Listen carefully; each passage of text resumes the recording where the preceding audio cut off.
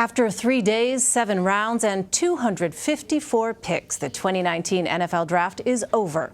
The Arizona Cardinals began their rebuild Thursday night, taking Kyler Murray with the first overall selection. The Oklahoma quarterback and Heisman Trophy winner will try to turn around a franchise which won only 3 games last year. The pick was confusing to some because the Cardinals took another first-round quarterback last year, Josh Rosen. Arizona traded Rosen to the Miami Dolphins late Friday. To break down the draft, let's bring in Barton Simmons. He's a national college football writer for CBS Sports HQ. He's been in Nashville covering the event. Barton, thank you so much for joining us. Can we first stipulate, before I ask you all of these specifics, that it is very early, much like discussions about campaign 2020. Anything can happen, right? These guys could get hurt. Who knows? So with that as our caveat, can we just agree that we both understand that is a possibility, right? Even as we try and make some predictions here. No doubt. And we are absolutely going to be wrong about some of the guys that we think I just are wanted good to or go think on the are bad. record, for the record. Okay, good. All right. I feel much better now. So now that we've established that, let me get your thoughts, first of all, on the Cardinals moves, because, a lot of folks are wondering, did they make the right pick in Murray? Did they get enough value in return for Rosen? Well, look, I think when you hire Cliff Kingsbury, a guy who was a middling college football coach at Texas Tech, you're not hiring for his CEO acumen. You're hiring because he can coach offensive football. And he can coach offensive football with a spread sort of concept, which is unique to the NFL. And so when you're going in on a guy like that, and basically an offensive system like that, you kind of have to go all the way in. You can't just dip your toe in. And Josh Rosen, as good of a quarterback as he could potentially still be, even after a rough rookie season, Kyler Murray is a dream quarterback for Cliff Kingsbury. So I think you really have to go all in and give Cliff Kingsbury, the new head coach, an opportunity to win with his guy, his quarterback. That's what Kyler Murray is. And with the trade with Josh Rosen, they still got a little value out of him, some draft capital. And that's, I think, all you can ask when you're trying to start fresh with a new coach. All right. I know some viewers might take issue with the framing of this question. Nevertheless, I ask, overall, which teams do you think, quote unquote, won the draft, and who were the quote unquote losers here? Yeah, you know what? The winners is easy. There's a lot of them. And one sort of familiar name, familiar face, Bill Belichick and the New England Patriots. They had a lot of picks, and they made the most out of them. Really quality day. Handful of days for the Patriots. N'Keal Harry is a first-round draft pick at wide receiver that is going to be an impact guy right away in that offense. Joanne Williams, right out of Nashville at Vanderbilt University. He's a second-round cornerback with a lot of size that they really like. And then Damian Harris, a running back out of Alabama, I think is going to be a really good player for them as well at immediate depth. Yelta Froholt, an offensive lineman out of Arkansas. Just across the board, really like everything that the New England Patriots did. I think you can also say the hometown team, the Tennessee Titans, really had a good draft. They got a guy in Jeffrey Simmons out of the first round who's injured his knee during training, pre-draft prep.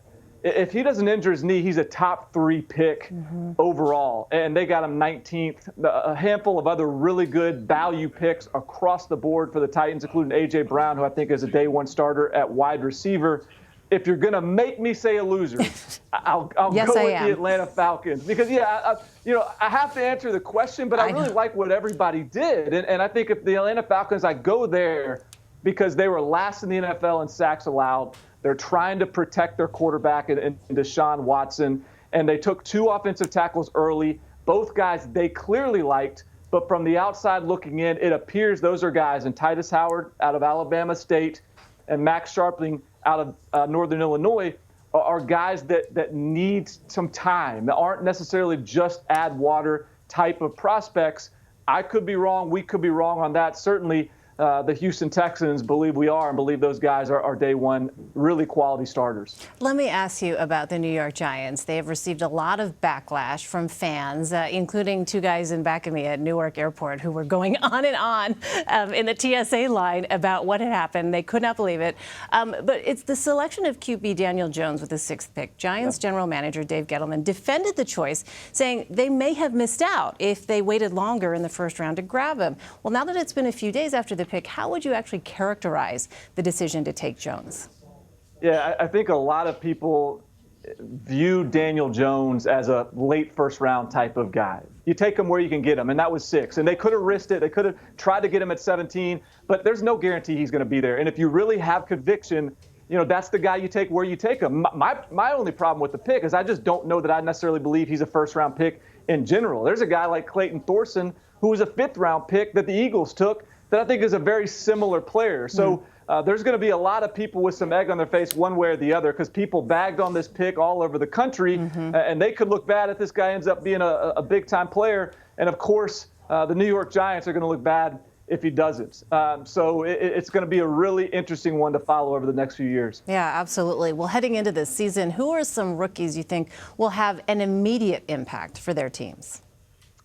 I like to look at the Tampa Bucks, Tampa Bay Buccaneers, where Devin White was drafted at linebacker. He's filling in for Quan Alexander, who's off to the 49ers. I think Devin White, from a mentality, demeanor, physicality standpoint, is one of the most college-ready or NFL-ready players in this entire draft. He's going to be just a foundational piece of that defense for years to come, and I think it starts in year 1.